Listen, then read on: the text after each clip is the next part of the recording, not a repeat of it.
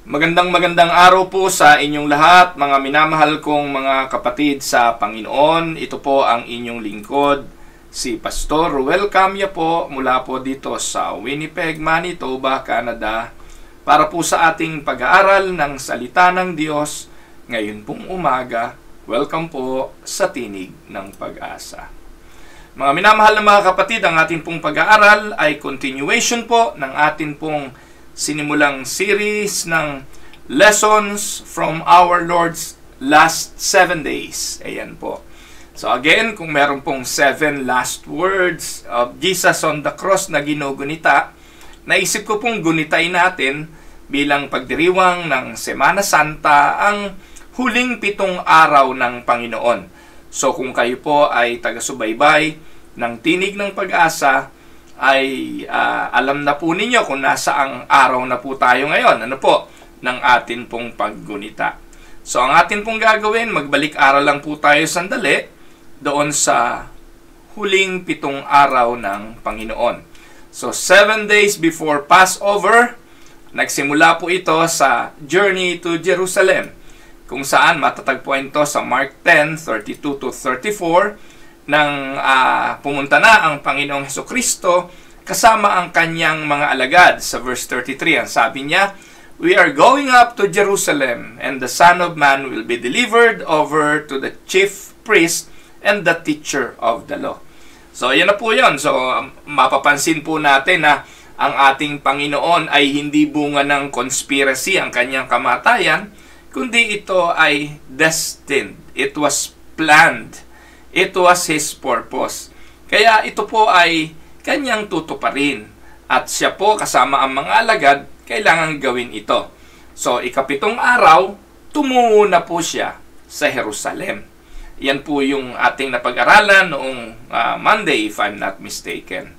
And then, habang nag-journey sila papuntang Jerusalem, ay coming from nowhere, nag-request yung magkapatid, si James at si John. Matatagpuan ito sa Mark 10:35-40, at ang request ng magkapatid ay sana pagdating ni Jesus sa kanyang kaharian, isa ay uupo sa kanan at isa ay uupo sa kaliwa. Pero nilinaw ng Panginoon ay hindi para sa kanya ang magpasya tungkol sa bagay na yon. Verse 40, "To sit at my right or left is not for me to grant. These places belong to those for whom they have been prepared." So makikita natin talagang lahat ng bagay planado wala po talagang aksidente. Alam niyo po ba na maging sa rewards at doon sa upuan na itinalaga sa langit ay it was planned already. Naka-destino na yon at yun ay plano. Kaya kung sasabihin natin, "Lord, ganito gusto ko sa langit," ganun ay hindi uubra yun. Talaga pong meron na po talagang mga bagay na itinalaga ang Diyos sa atin. Pati yung paggawa natin ng mabuti Because ayon sa Ephesians chapter 2 verse 10 we are God's workmanship, created beforehand to do good works. So yun po ay kasama sa plano ng Diyos. So, yung request ni James and John, sabi ng Panginoon, "Alam ko na kaya niyong gawin yung bagay na nagawa ko. You can drink the cup that I drank, and you will be baptized on the baptism that I was baptized. But to sit at the left or the right, hindi ako ang magpapasya niyan." So, sumunod po nito, other events of that 7th day included yung healing ni Bartimaeus, tapos yung pagpunta niya sa bahay ni Zacchaeus. So, yan po yun. Yan po yung nangyari noong ika-7 araw. So, kung pamilyar kayo sa Biblia, palagi ko po nadaanan nyo na ang mga bagay na yan.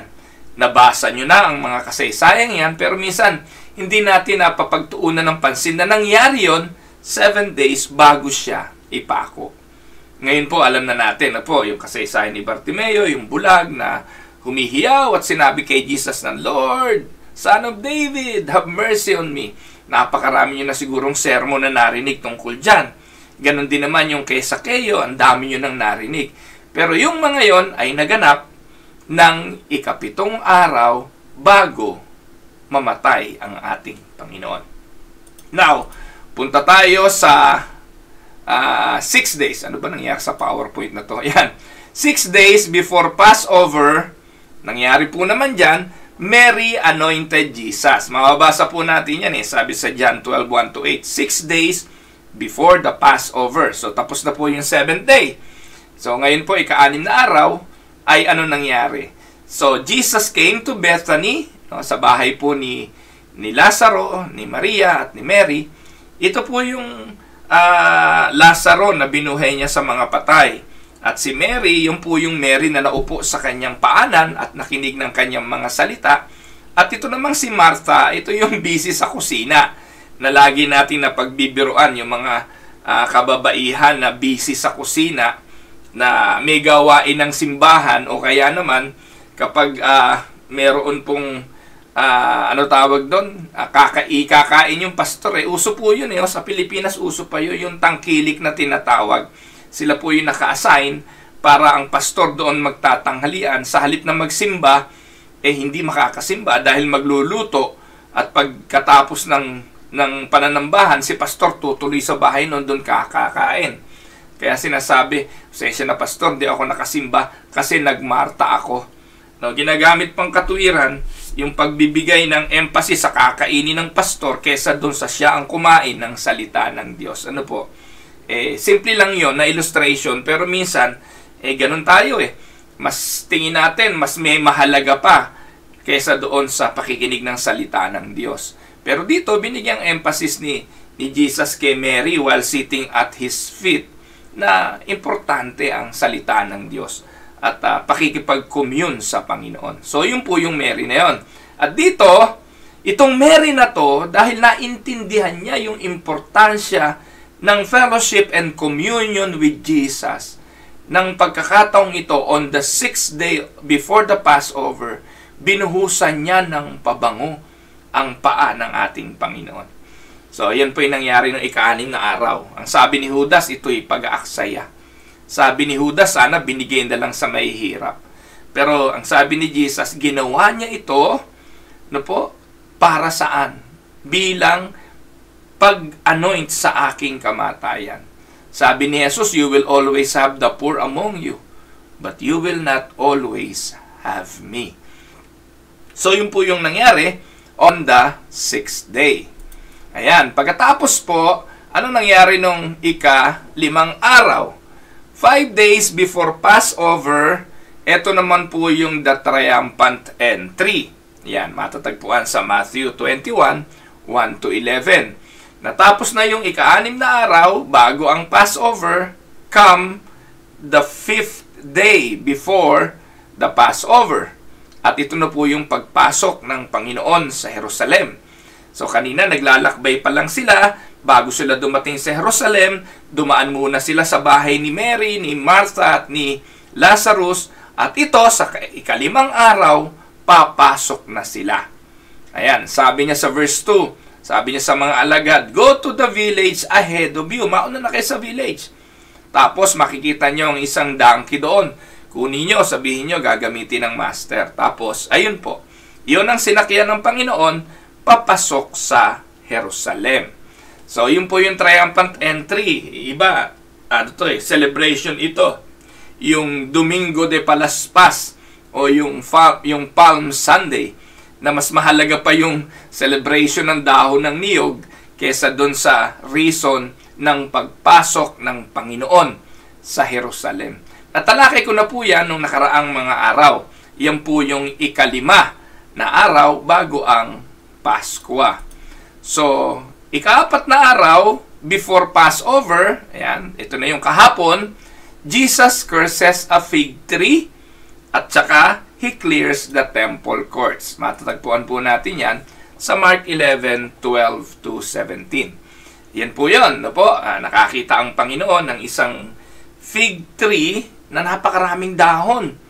Alam niyo po yung dahon ay kasunod po yun ng pagbubunga. Kaya inaasahan po niya na meron itong bunga kasi may dahon. Pero ano po ang nangyari? May dahon nga po itong fig tree pero wala itong bunga. Na ipaliwanag ko na po kahapon kung anong kahulugan nito At ganun din po yung paglilinis ng templo. Yan, at mababasa po natin yan. Na po, hindi ko na pala nailagay. Yung paglilinis ng templo, anong purpose nito? Kanyang itinaboy, yung mga money changers, yung mga nagbebenta ng kalapate, at kung ano-anong merchandise doon sa temple courts. Ayan. Kung gusto niyo mapakinggan kung anong kahulugan yan, kahapon ko po yan tinalakay. Ngayong araw na ito, pupunta na tayo at tutungo sa 3 days before Passover. So, 3 araw na lang. At pipilitin ko po na talakayin ito para bukas, Biyernes, matatapos po natin ito. So, Biyernes Santo, tatapusin po natin. At ngayong pong araw na ito ay 3 days before Passover na po tayo. Ayan, ano nangyari nung 3 araw bago ang kamatayan ng ating Panginoon? So, ito na po yung last day of teachings in the temple. 3 days before Passover, it was Jesus' last day of teaching in the temple. Again, na po kahapon tinalakay natin na pagkatapos niya na ipagtabuyan yung maniningil ng yung mga magpapalit ng pera, yung mga nagtitinda at mga merchandise, nakita natin na hindi niya to ginawa nito lang no po. Napatunayan natin kahapon na second time na niya na ginawa ito Yun ang habol siya at itinaboy yung mga money changer na ito. Kasi sa John chapter 4, mababasa po natin. Ginawa niya na ito Actually, John chapter 2. No po, hindi po chapter 4. Sa John chapter 2, pagkatapos niyang gawin yung himala sa Cana ng Galilee during the early ministry of the Lord, ganon din ang ginawa niya sa templo. Kumuha siya ng panghampas at pinaghampas niya yung mga nagtitinda roon. So ito pong pangyayaring ito na clearing of the temple ay second time na. Talaga yun yung kanyang passion, yung kanyang marubdob na hangarin. Na yung templo ay maging lugar ng pagsamba at hindi lugar ng hanap buhay. At ang sabi niya, hindi dens of robbers. Hindi lugar ng mga magnanakaw o mga kung ano pa mang kasamaan. So, pagkatapos po niyang itaboy ang mga ito, nagpatuloy po ang Panginoon at ating mababasa, 3 days before Passover was Jesus' last day of teaching in the temple. The account of our Lord's public ministry is given in parts of Matthew chapters 22, 23, 24, 25. Nako, 4 na chapter. Napakahabang aralin, mga kapatid. Kaya, ibibigay ko po sa inyo ngayong araw yung summary ng chapter 22 hanggang 25. Ang parallel accounts nito matatagpuan sa aklat ni Marcos, Mark chapter 11 hanggang 13.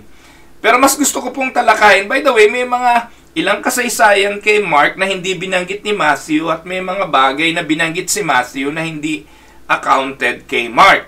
Kaya maganda rin po yung minsan nagpapalit-palit kayo ng basa pero yung parallel accounts na ito kay Matthew nandun sa Mark 11 hanggang 13 o chapters 11 to 13.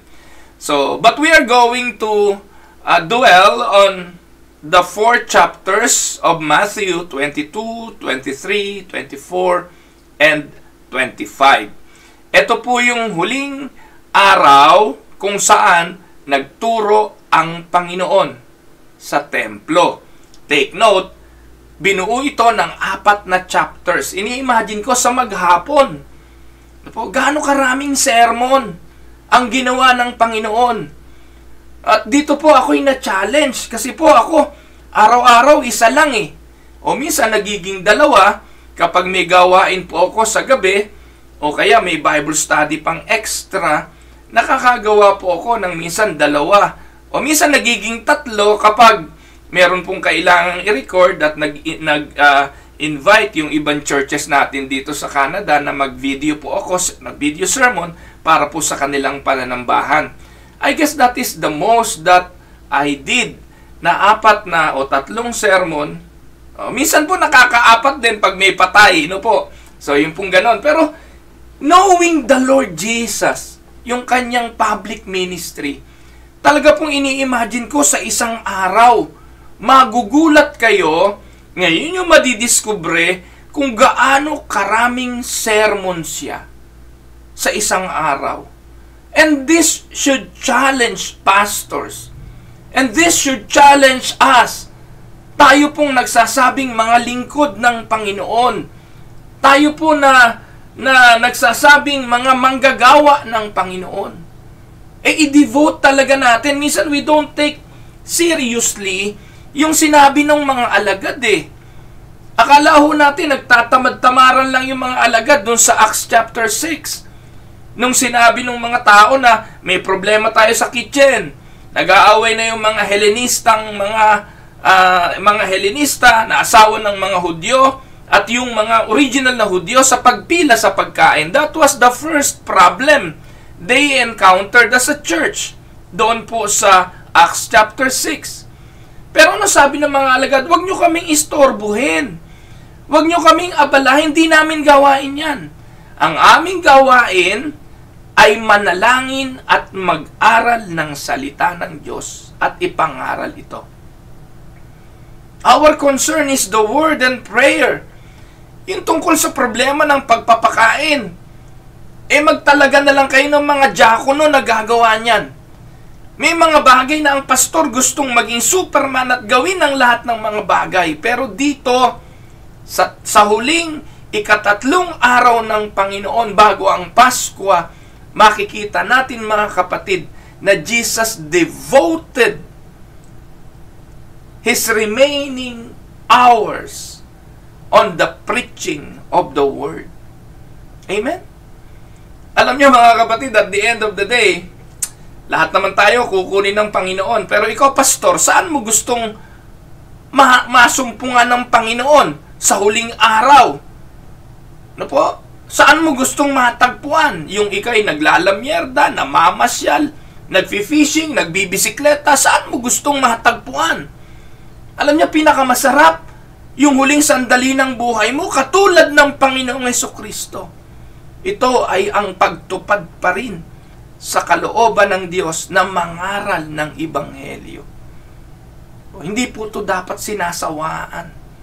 Dapat po laging kinasasabikan ang pagtuturo at pangangaral ng salita ng Diyos. Now, again, ayan yung parallel account niyan. So makikita po natin, Jesus skillfully responded to 3 questions put to Him by the Pharisees and the Sadducees. Atin na pong puntahan, medyo mahaba-haba po itong ating pagtalakay, but then again, hindi ko po ito matatalakay detalyado kasi nga po, ubod ng daming sermon ito. So puntahan muna natin ang Matthew 22. Ito po yung nangyari ng 3 araw bago ang kamatayan ng Panginoon. Ano nangyari sa Matthew 22? Ang Matthew 22 binubuo ng 20, how many verses ba ito? So, tingnan po natin. Ano po? 22 verses. Una, sa verses 1 to 14, dito po natin mababasa yung parable of the wedding banquet. Hindi po kayo, hindi po kayo marahil inosente tungkol sa pag-aaral na ito. Yung parable po of the wedding banquet, yan po yung handaan, no po? Yung kasalan. At meron po rong inimbita, at nung inimbita, pumunta po ron, hindi naka-ready para sa wedding attire. No po? Kaya po anong ginawa? Pinalabas po yung taong yon. At siya po ay pinaalis doon sa wedding banquet.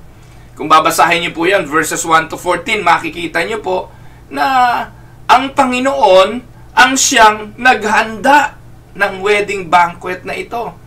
At merong mga taong invited. Lahat ay inimbitahan. Lahat ay inanyayahan. Pero hindi lahat ng inanyayahan ay pinatuloy.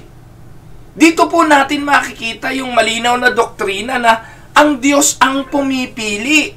Ayon po sa verse 14, ng parable of the wedding banquet, for many are invited, but few are chosen. Ang tanong, ilan ang inimbitahan? Many. Ang tanong, ilan ang tumugon? So, hindi po usapin ito ng tumugon. Hindi po ito usapin ng tinanggap ang imbitasyon. Ito po ay usapin ng pinili para makapasok. Amen? Kaya lino po rito, for many are invited, but few are chosen. Ito po'y pagpapakita na ang Diyos ang siyang nagpapahintulot kung meron kang kung ikaw ay papasok o hindi ka papasok. Have you been to a marriage? Or have you been to a ball game or a concert? May access tayo, di po ba? Papasok ka doon. Pero bakit ka papapasukin? Una, kasi may ticket ka. Kasi meron kang invitation. Meron bang pumunta sa wedding? Sa mga baryo siguro, pwede yun sa atin sa Pilipinas. Pag may handaan at may wedding, kahit sino na, alin na kayo. Pero pag hindi ka imbitado, hindi ka naman pupunta. So, dun po, may mga piling tao na talagang, yan lang, sila lang. At ikaw, kapag piling tao, papasok ka doon, naka-ready ka. May wedding attire. Amen? So, ito po yun. Pagdating ng araw, ipinakita ng Panginoon dito na ang pagdating ng Panginoon at ang, darating yung panahon na ang Diyos ay ikakasal sa kanyang iglesia. At ang mga naandoon ay ang mga pinili ng Diyos. Amen? Now, sumunod po dyan ay ang tanong kung dapat bang magbayad ng tax. Matatagpuan po natin yan sa Matthew 15 verse 22. Kasi Jesus was speaking of the kingdom of God. Ngayon, may lumapit sa kanya. If you are speaking of the kingdom, paano kung nandito pa tayo? Nandito pa tayo sa mundo. Kailangan ba tayong magbayad ng tax? At itong mga tao lumapit sa kanya, yung mga Pariseo, para siya hulihin. Itinuturo ba ni Jesus na wag na tayong magbayad ng tax? Kasi ang kaharian natin is not of this world. Ang ating kaharian ay makalangit. Kung makalangit, ay dapat dun tayo sa langit magbigay na ng ating mga importanteng bagay. Kung matatandaan ninyo, sabi ng Panginoon, huwag kayong mag-ipon ng mga bagay na nabubulok dito sa sanlibutan, kundi ang ipon ninyo ay yung mga kayamanang panlangit na hindi nabubulok, hindi inaamag. So, yung mga tao na nakikinig noon, nung araw, iniisip nila, oh, do not concern yourself of the things of this world, even paying taxes. Dahil doon, no, tinanong siya, dapat ba tayong magbayad ng tax? Dapat ba tayong magbigay kay Caesar? Sa verse 20, tinanong ni Jesus ang mga tao, whose image is this? In whose inscription? Ano po? Sagot ng mga tao, Caesar's, they replied. Yun po yung nakasulat doon sa coin. Ano po? Kanino bang imahe itong nasa coin? At kaninong inscription itong nasa coin? Sa verse 21, ang sagot ng mga tao, si Caesar. And then Jesus said to them, so give back to Caesar what is Caesar's, and to God what is God's. By the way, nung pong araw talagang magkaiba yung temple money. Iba yung temple money, iba rin po yung imperial tax money o imperial money. Yun po yung nasa circulation noon, yung pera ng mga Romano. At yun po yung ginagamit. Kaya, yung pong money changer, hindi po nagkataon yun na talagang doon sa temple courts, may mga money changers kasi po pinapalit yung money of Imperial Rome doon sa pera ng temple para iyon ang i-offering yun sa temple. Ano po? Kaya sabi ni Jesus dito, hindi niya po sinasabing huwag kayong magbayad ng tax. Ibigay nyo kay Caesar yung kay Caesar. Pero yung sa Diyos, ibigay nyo sa Diyos. At nilinaw niya po ito. No? Naalala niyo po ba mga kapatid na talagang meron pa naman tayong responsibilidad, ang sabi ng Panginoon. Hindi po natatapos yung responsibilidad na yon dito sa mundo hanggat tayo buhay. Responsibilidad natin sa gobyerno, responsibilidad natin sa ating mga kapatid, sa pamilya, at maging sa mahihirap. Yun po yung sinabi niya. Do you remember nang sinabi ni Judas na nag-aaksaya si Mary dahil sa kanyang ibinigay na pabango sa Panginoon at ibinuhos sa kanyang paa? Ano sabi ni Jesus kay Judas? No, actually, sa lahat ng taong nandun, yung mga mahihirap will always be with you. Pero ako, hindi nyo na ako makakasama. So, ipinakikita lang dito na kayo, nandyan pa kayo, may ministeryo kayo sa mahihirap, patuloy ninyo itong gampanan. So, maging sa pamahalaan, sabi, you need to pay your tax. Ayan. So, kaya po, ini-encourage po yan. Bawal magnanakaw ng tax. Yung mga negosyante na hindi nagbabayad ng tax, masama yan. Yung mga iniikutan yung tax para makaisa, masama yan. Alam ninyo sa konsensya nyo. Kung kayo mananampalataya, alam nyo hindi maganda yan, huwag nyong gawin yan. Kasi hindi yan matuwid. At may turo ang Panginoon diyan, 3 araw bago siya mamatay, binigyan niya ito ng emphasis. Ibigay kay Caesar ang kay Caesar at ibigay sa Diyos ang sa Diyos. Minsan naman, nagbabayad nga kayo ng tax, mahusay kayo sa pagbabayad, di naman kayo nag-iikapo, di naman kayo nagbibigay sa simbahan. Mali pa rin yun. Ang turo ng Panginoon, give what is due to the government and give your giving, your stewardship, your offering to the Lord. May teaching yan. Amen? So, ayan po yan.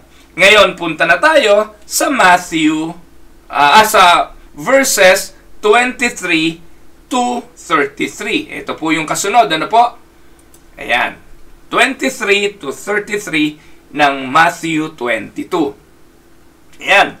Itong mga tao na pumunta sa Panginoon sa oras na ito ay mga Saduseo. Ito pong mga Sadducees, hindi sila naniniwala sa resurrection of the body. Ang paniniwala nila, pag namatay ang tao, wala na. Pag namatay ang tao, wala nang resurrection. Ngayon, ang Panginoon, nagtuturo siya niyan. Nagtuturo siya ng resurrection of the body. Sinabi nga niya, ako ang pagkabuhay na maguli at ang buhay, ang sinumang nananampalataya sa akin, bagamat mamatay, ay muling mabubuhay. So, they probably knew this teaching of the Lord, kaya sa pagkakataong ito, huhulihin nila si Jesus sa pamamagitan ng isang tanong. Nagtanong sila sa Panginoon. Ang sabi nila, utos po ni Moses. So, parang si Satanas lang doon sa Matthew, no po, chapter 4, kung saan ay tinatanong ni Satanas, ginagamitan ni Satanas si Jesus ng mga salita ng Diyos. Nasusulat, nasusulat, nasusulat. Itong mga Saduseyong ito, ganun din ang approach nila, parang si Satanas, na sinabi kay Jesus, nasusulat, sabi ni Moses. Kapag ang isang babae ay may asawa, tapos namatay yung kanyang asawa at walang anak, yung kanyang kapatid o yung kapatid nung namatay ay pwedeng kunin yung balo para maging asawa. Pero halimbawa, namatay yung una, kinuha nung pangalawa, at wala pa ring anak, tapos namatay yung pangalawa, 7 silang magkakapatid. Napakamalas naman ng babaeng ito, no? So, namatay yung panganay, sumunod yung pangalawa, hindi pa rin nagkaanak, pumalit yung pangatlo, hindi pa rin nagkaanak, karapatan pa rin ang pang-apat, nakunin siya hanggang sa 7. So, yun po yung nangyari.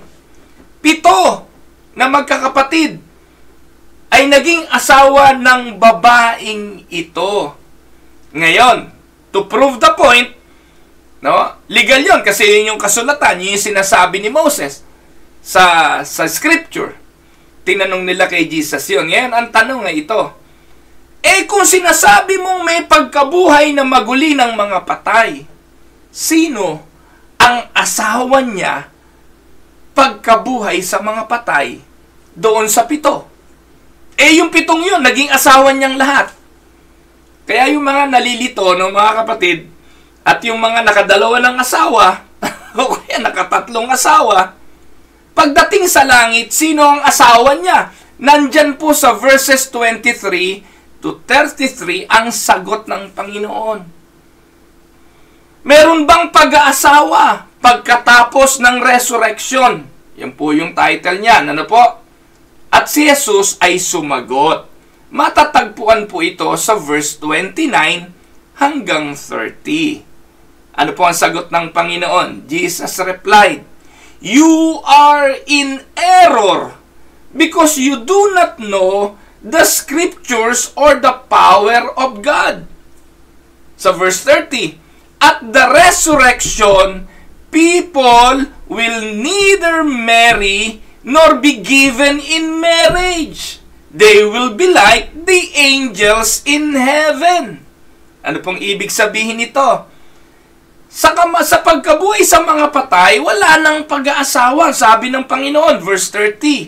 Ano po? Matthew 22 verse 30. Wala nang pag-aasawa at wala nang mag-aasawa. Magiging katulad na lang tayo ng mga anghel, ang sabi ng Panginoon. Ibig sabihin, ang mga anghel hindi nag-aasawa. Kaya, ang linaw naman ang turo ng Panginoon Ang buhay na ipamumuhay natin dito bilang mag-asawa ay hanggang dito lang sa mundo. Hanggang dito lang po ang pag-aasawa. Till death do us part nga Ibig sabihin, pag namatay na yung asawa mo, hindi mo na yun asawa. Kasi kung mamamatay ka, pagdating ng pagkabuhay, hindi mo na yun asawa. Amen? Si Jesus ang may sabi niyan. Kaya, baguhin natin yung mga pananaw natin. Naku, ang dami nating problema pagdating dyan Ang daming problema. Yung mga mananampalataya, hindi kasi nagbabasa Ang daming mananampalataya, hindi naman natuturuan. Pinapaniwala, pag namatay, nagbabantay. Kaya yung madalas maring, bantayan mo na kami. Ikaw na mag-ingat sa iyong mag-iina. Ikaw na magbantay sa amin. Huwag mo na kaming pabaya. Wala na yun! Tapos na ng earthly responsibility.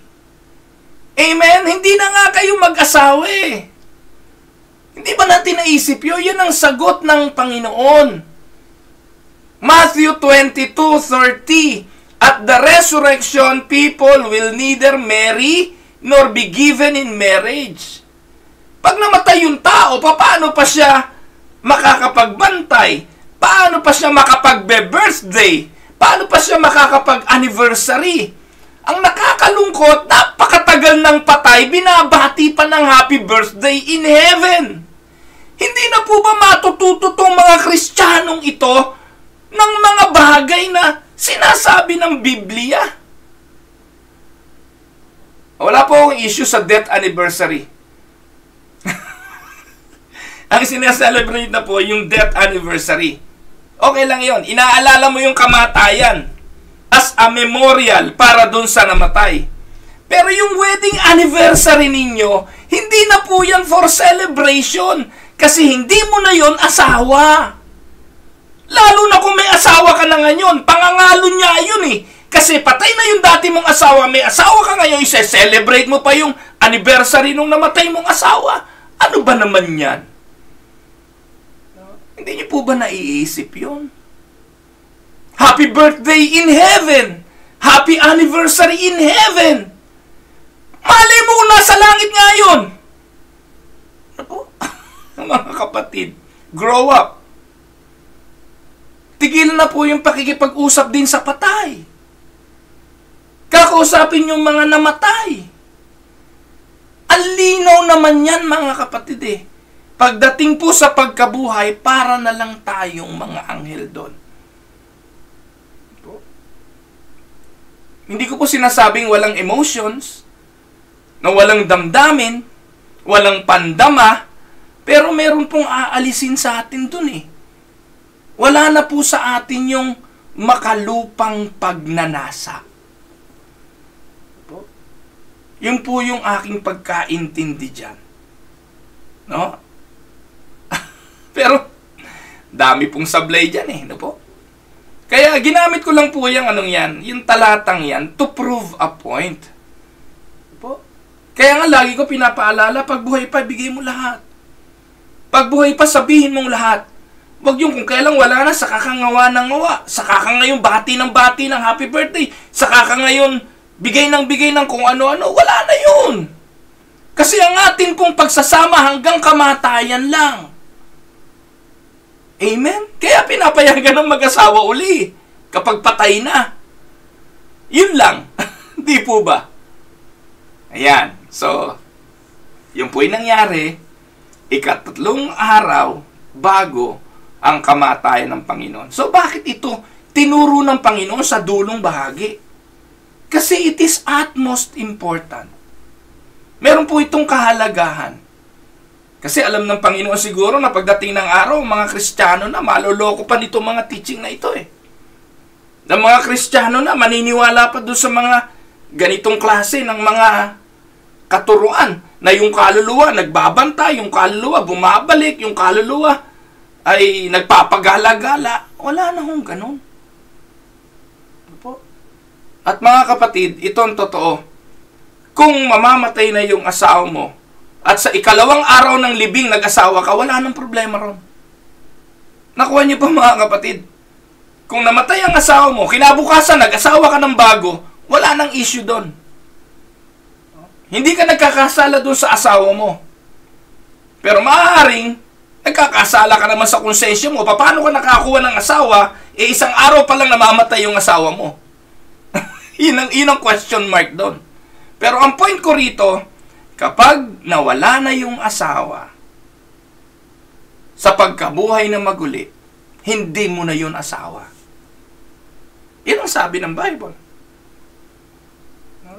Kasi minsan, ang daming turo dyan eh. Roman Catholic believe na hindi naman talaga pupunta pa sa piling ng Diyos at hindi naman sa impyerno, nasa purgatorio. At yung nasa purgatorio, pinopurge doon, sinasala.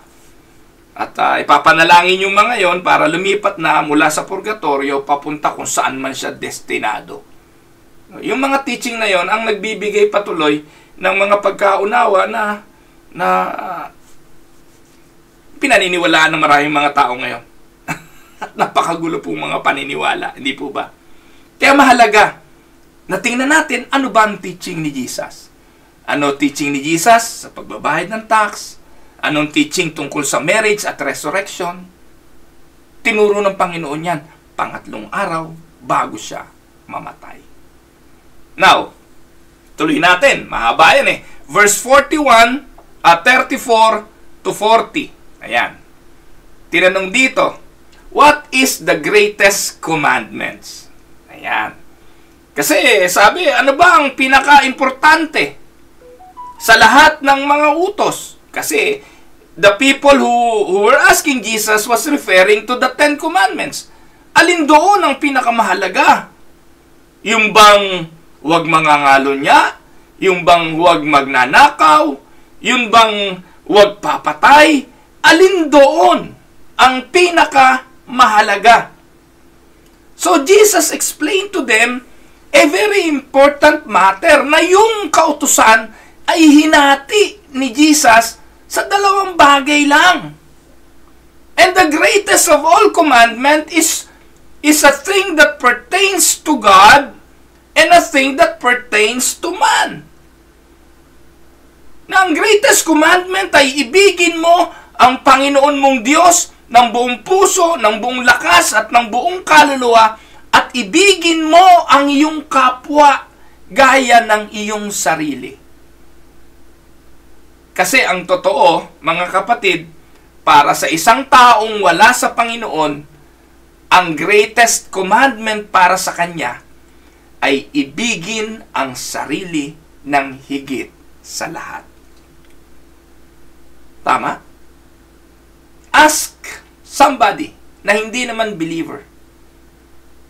Ano ang pinakamahalagang utos para sa iyo? Eh, ang sagot niyan I am the captain of my soul. I want to be in charge. I am the greatest of all. Kanta nga yan No? Learning to love yourself is the greatest love of all. No? At yan ang totoo.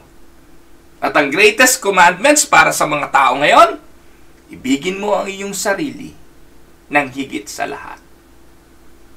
Kaya nilinaw to ng Panginoon, magkakamali kayo. Ang pinakamahalagang utos, ibigin mo ang Panginoon ng buong puso, buong lakas at buong kaluluwa. At ibigin mo ang iyong kapwa, gaya ng pag-ibig mo sa iyong sarili. Amen? Yan po ay turo ng Panginoon. Kaya meron pa ho na mamaya ay matatalakay natin Sinabi ng Panginoon, ako'y walang damit. Ako'y inyong binhisan. Ako'y walang pagkain, nagutom, ako'y inyong pinakain. Ako'y nakulong, ako'y inyong dinalaw. Ang sabi ng mga tao, kailan po namin ginawa yon? Wala po kaming naaalala na kayo nagutom at kayo pinakain namin. Kayo hubad at kayo aming dinamitan. Kayo nakulong at kayo aming dinalaw. Ang sagot ng Panginoon sa ginawa ninyo, sa inyong kapwa, sa maliliit na ito, ginawa ninyo sa akin. Amen? Ayan. So, tuloy. No, nasa third day pa lang, nasa Matthew 22 pa lang tayo. Ito na po yung panghuli sa Matthew 22. Tinanong, whose son is the Messiah? Verses 41 to 46. Kanino bang anak ang Mesiyas? Tanong din ito ng mga Pariseo, ng mga marunong sa batas. Kasi sinasabi mo na si Moses, ang Mesiyas ay galing kay David. Anak ni David, ang Mesiyas. Kaya, whose son is the Messiah?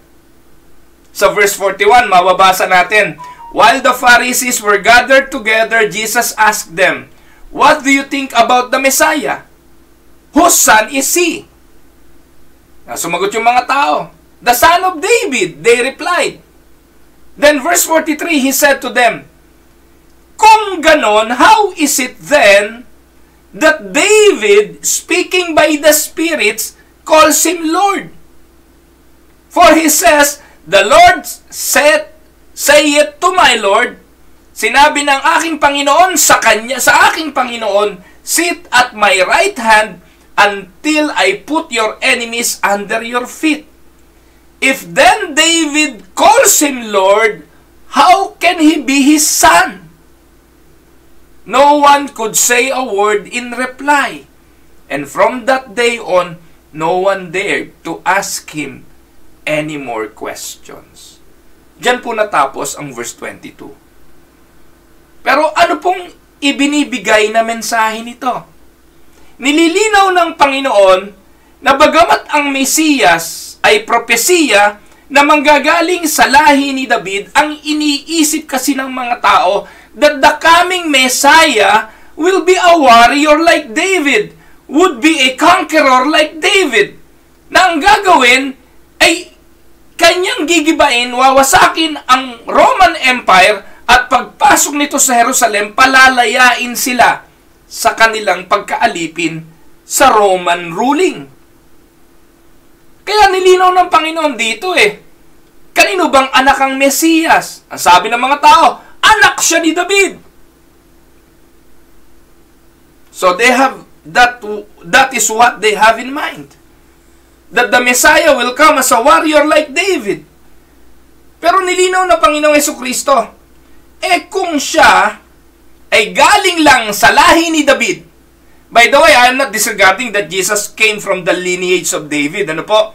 What I would like to make of high importance is Jesus was more than David.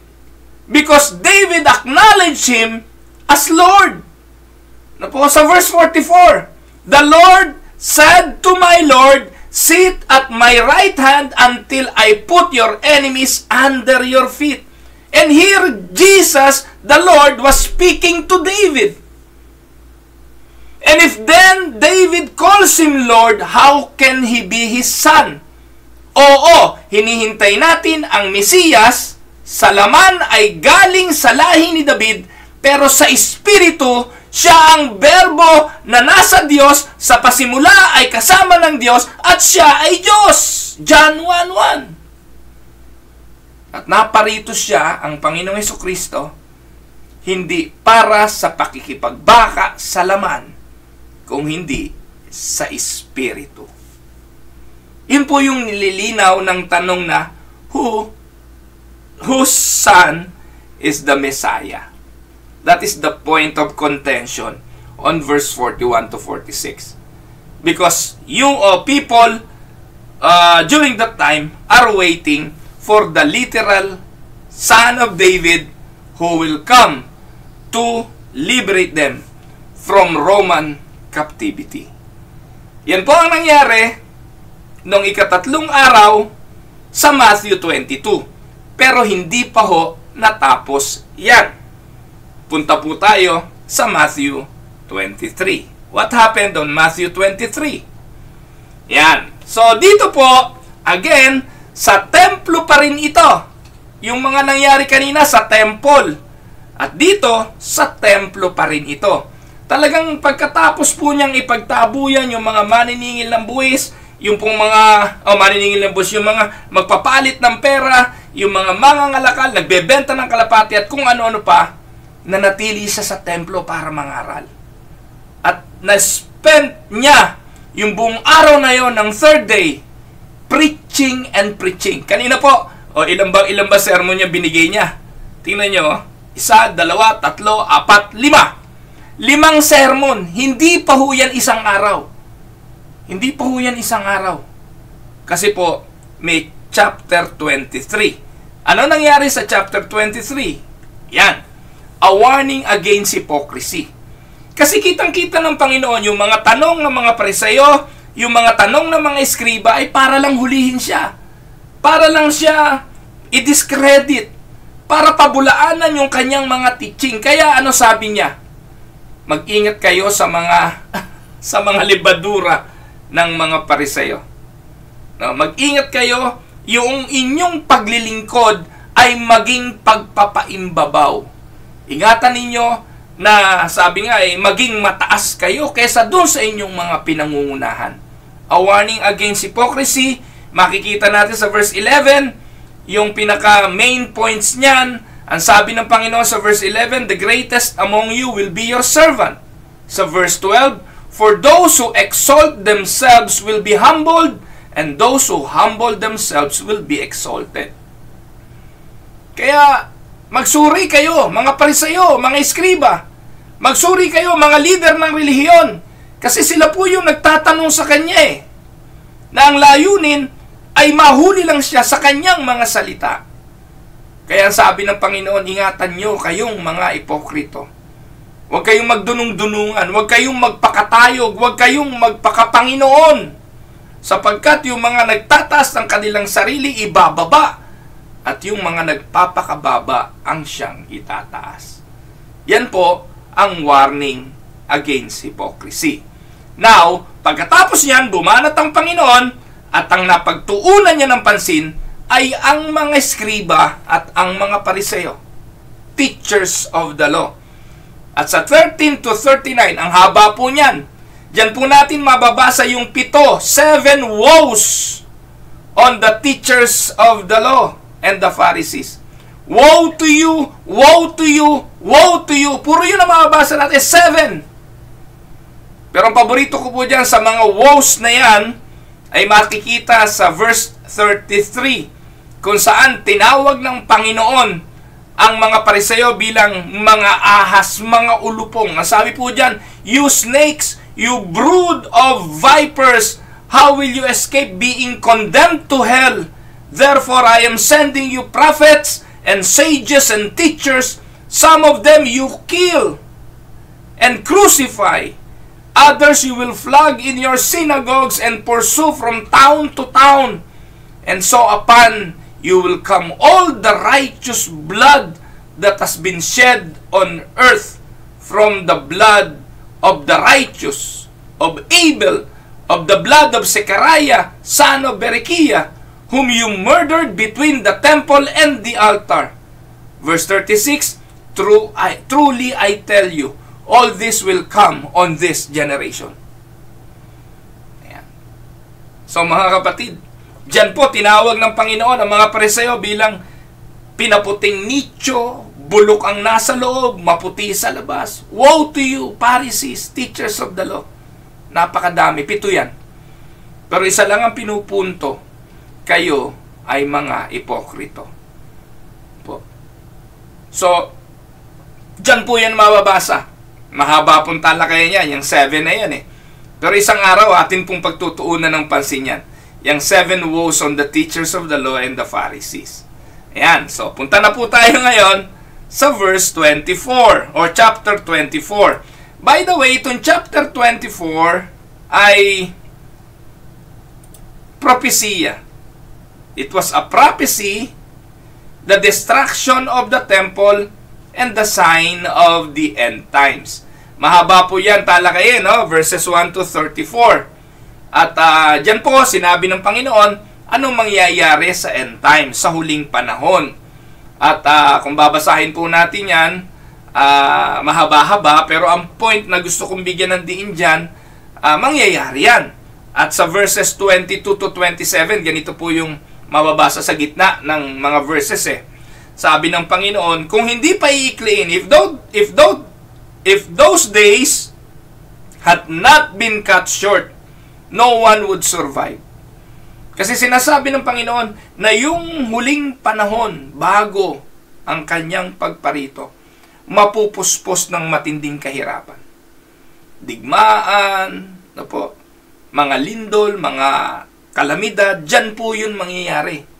Pero ang sabi niya, kung hindi pa iikliin ang mga bagay na ang mga araw na yon, walang matitira, walang mabubuhay.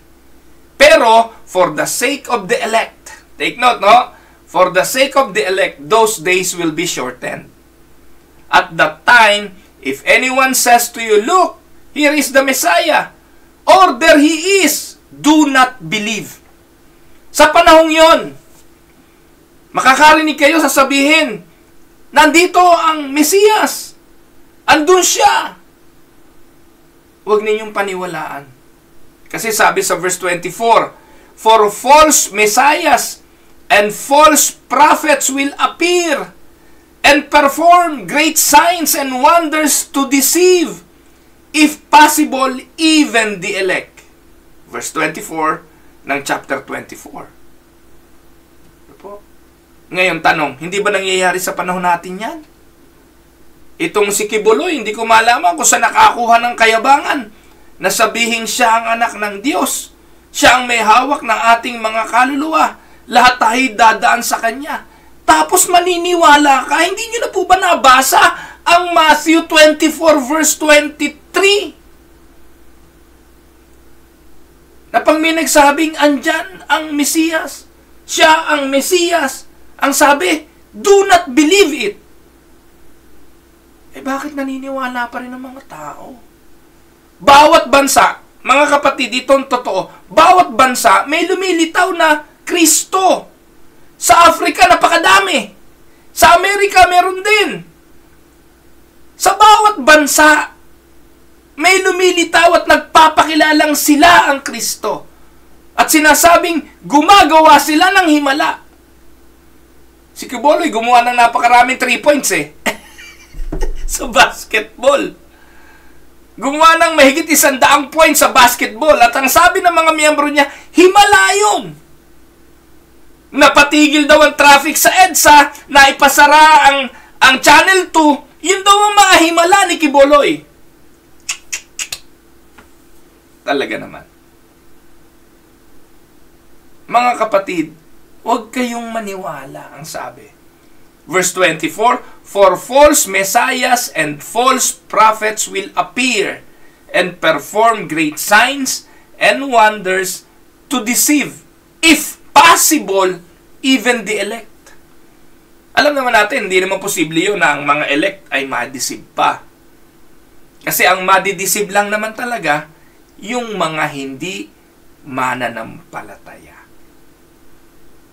Yung mananampalatayang tunay, hindi niya na yan madideceive. Hindi na madadaya. Ewan ko naman, kahit naman ipatawas kayo mga kapatid, hindi na kayo mabobola ni Kibuloy na siya ang anak ng Diyos. Pero bakit libo, milyon sa Davao ang naniniwalang siya ang anak ng Diyos? Bakit? Kasi po, yun ang sabi. Verse 24, false prophets will appear and they will perform great signs. So, ayan po yun. Ito po. Mababasa po natin yan sa Matthew 24. Binanggit din yung destruction of the temple. Pinakita ng Panginoon sa mga alagad itong templong ito, napakadakila, napakaganda ng templong ito. Pero yan ay mawawasak, madudurog, lalapat yan sa lupa. Nangyari po yan. Nawasak po yung templong yun sa Jerusalem. It was flat and ruined. At ang sabi, yung mga panahon na yan will be a destructive times for Jerusalem. Nangyari na po yun at naganap na yun. Pero sabi niya, sa dulong panahon, mas matindi pa ang mangyayari. Ito po. Sabi, verse 25, see, I have told you ahead of time, so if anyone tells you, there he is out in the wilderness, do not go out. Or he is in the inner rooms, do not believe it. For as lightning that comes from the east is visible even to the west, so will the coming of the Son of God, or the Son of Man. Huwag kayong maniwala kung may mga naglilitawan dyan, nagsasabing sila ang Kristo. Hindi sila. Kasi sa ikalawang pagparito ng anak ng Diyos, malalaman at malalaman ninyo kung kailan. Sapagkat kung papaano yung kidlat na kumidlat sa west or sa east, kita nyo rin yan kahit sa west. Ano pong ibig sabihin? Hindi maidideny ang pagparito ng Panginoon. There will be a trumpet sound. It is like a lightning that comes from the east. It will be visible even in the west. Ganyan ang pagbalik ng anak ng tao. Ngayon, tinanong niya sila. Sabi ng mga tao, kailan to magaganap? Yan po, verse 36 to 51. When will that be? We want to know the day and the hour of your coming again. Sumagot ang Panginoon, verse 36, but about that day or hour, no one knows. Not even the angels in heaven, nor the Son, but only the Father. As it was in the days of Noah, so it will be at the coming of the Son of Man. Ano pong ibig sabihin yan? Walang nakakaalam. At ang paglalarawan, katulad ng panahon ni Noah. Inutusan ng Diyos si Noah na gumawa ng arko, ngunit maging si Noah, hindi alam kailan uulan. Hindi alam kung kailan babaha, kung kailan darating ang panahon ng paghuhukom sa mga tao nung panahon yun. Kaya yung mga nanghuhula, ganito napakarami na pong sumablay niyan. Napakarami pong mga bulaan sa Pilipinas, sinulaan, ganito ang pagdating, ganitong petsa. Sinabi na nga ng Biblia eh. Sino paniniwalaan mo? Yung pastor mo na nagsasabi ng petsa kung kailan? O yung Biblia na nagsasabing, hindi nga alam maging si Jesus? Nasabi. Alin ang paniniwalaan ko? Ikaw o yung sinasabi ng Bible? About that day or hour, no one knows.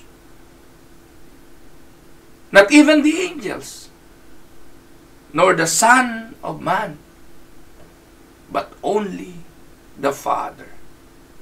Amen? Yan po ang nangyari noong ikatatlong araw sa Matthew 24. Now, tumigil na ba sa sermon si Jesus? Kanina, 5 sermon. Ngayon, 2 na naman. 7 na yan. Puntahan naman natin ngayon ang sumunod. Matthew 25. So, 3 chapter. 4 na. Ano po? So, ano po nangyari sa Matthew 25? Dito po, diniscuss ng Panginoon ang parable of the 10 virgins. Ano po ang emphasis nito? Yan po yung kahandaan. Tinalakay niya po, mga kapatid, na mayroong parating na judgment na ang anak ng tao ay babalik uli sa Matthew 24. Ngayon, hindi pa naman mangyayari yon. Ano dapat ang ating pamumuhay? Ipinakita sa parable ng 10 virgins na dapat tayong laging handa. Lagi tayong handa sa kanyang pagbabalik. Verse 10, "But while they were on their way to buy the oil, the bridegroom arrived." Kinumpara po ito sa isang kasalan na hinihintay po yung pagbalik ng kasintahang lalaki. Yung 10 virgins, sila po ang magpe-prepare ng way ng Panginoon at meron silang mga ilawan para hintayin ang pagbalik ng kasintahang lalaki. Sabi diyan, 10, yung 5 nag-prepare, pero yung 5 ay kinulang ng langis. The virgins who were ready went in with him to the wedding banquet. At isinara na ang pintuan. Later, the others also came. "Lord, Lord," they said, "open the door for us." But he replied, "Truly I tell you, I don't know you. Therefore, keep watch, because you do not know the day or the hour." Actually, this may seem to be a continuation of verses 36 to 51. Pinaghiwalay lang dun sa chapter inilagay sa chapter 25. Pero ipinakikita po rito ang isang katotohanan na dapat tayong maging handa. Amen? Tuloy po natin. Tanghaliin tayo. Tuloy po natin. Ngayon naman po, parable of the bag of gold, verses 14 to 30. Ito po yung pagiging mabuting katiwala. Po, meron pong binigyan ng iba't ibang number ng bags of gold. Sa verse 28, ito po yung sentro. "So take the bag of gold from him and give it to the one who has 10 bags. For whoever has will be given more, and they will have an abundance. Whoever does not have, even what they have will be taken from them. And throw the worthless servant outside into the darkness, where there will be weeping and gnashing of teeth." So ito po yung pagkakatiwala, stewardship. Pinagkatiwalaan ng mga bagay na dapat gamitin at ipamuhay. Hanggat naghihintay po tayo sa Panginoon, sa kanyang pagparito, mamumuhay po tayo sa mundong ito. Tayo ay katiwalaan ng Diyos.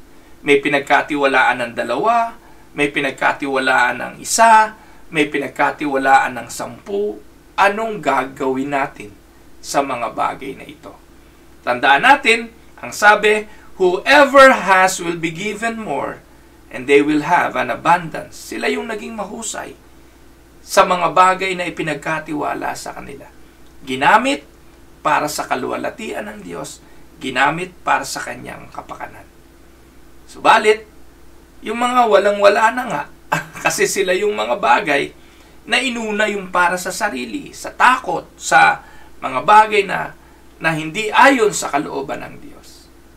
Tang sabi, yung meron siya, kukuhanin pa. Worthless servant ang tawag ng Panginoon.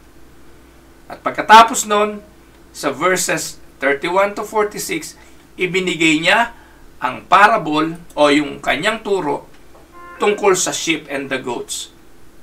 Na darating yung panahon sa pagbalik ng ating Panginoon, paghihiwalayin ang kambing at ang mga tupa. Ito ang pangako na ang mga tupa ay kanyang makakasama at ang mga kambing ay hihiwalay niya. Sa verse 41 ang sabi, "Then he will say to those on his left, depart from me, you who are cursed. Sila yung mga kambing. Cursed into the eternal fire, prepared for the devil and his angels. For I was hungry. Ito yung palatandaan na po. Tandaan po ninyo mga kapatid, hindi po makapagliligtas ang mabuting gawa. Tayo po'y naligtas sa pamamagitan ng biyaya sa pananampalataya sa Panginoong Diyos. Natalakay ko na pong napakaraming ulit yan. Nag-series po ako noong nakaraang linggo ng 3 araw din tungkol sa real faith. At yung tunay na pananampalataya, nagbubunga ng mabuting gawa. That is the fruit of real faith. Ngayon, basahin natin. Ano po? Sabi po rito, then he will say to those on his left, depart from me, you who are cursed into the eternal fire, prepared for the devil and his angels. For I was hungry, and you gave me nothing to eat. I was thirsty, and you gave me nothing to drink. I was a stranger, and you did not invite me in. Needed clothes, and you did not clothe me. I was sick, and in prison, and you did not look after me. Ayan. So, yan po yung sa mga kambing. Pero sa mga tupa, kabaliktaran ng sinabi ng Panginoon. Sabi niya, nagutom ako, ako'y binigyan nyo ng pagkain. Nauhaw ako, ako'y inyong pinainom. Ako'y stranger, pinatuloy nyo ako. Nangailangan ako ng damit, ako'y inyong binihisan. Ako'y may sakit, nakakulong, at ako'y inyong inalagaan at dinalaw.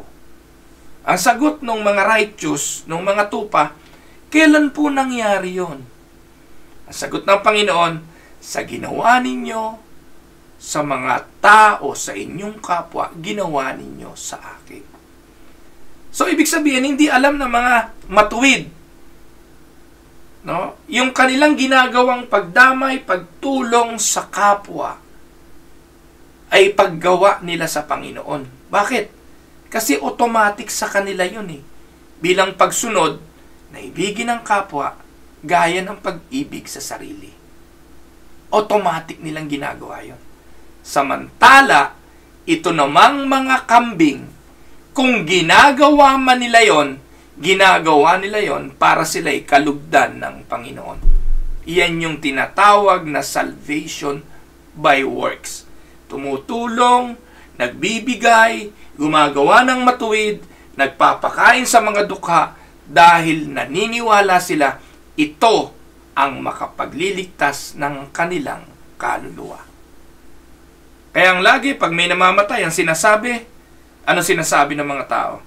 Mabait naman yan. Hindi naman yan gumagawa ng kasamaan. Sigurado sa langit yan. Kasi ang kanilang basihan ng pagliligtas ay ang paggawa nila ng mabuti. Pero hindi ganon. Yun pong pananampalatayang totoo will result in a life that was changed and a life that will be obedient to the commandment and law of God, to love Him with all your heart, with all your minds, with all your souls, and to love your neighbors as yourself. Amen? That is Matthew 25, 1 to 46. Yan po mga kapatid, ang ikatlong araw bago mamatay ang ating Panginoon. Now, ano po ang mababasa natin sa Matthew 26? Para bukas na to, tanghali na.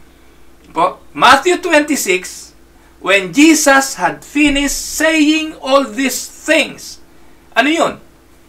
Yung pong mga tinuro niya, yung mga teaching niya sa temple, yung mga binanggit natin simula Matthew 22 hanggang Matthew 25.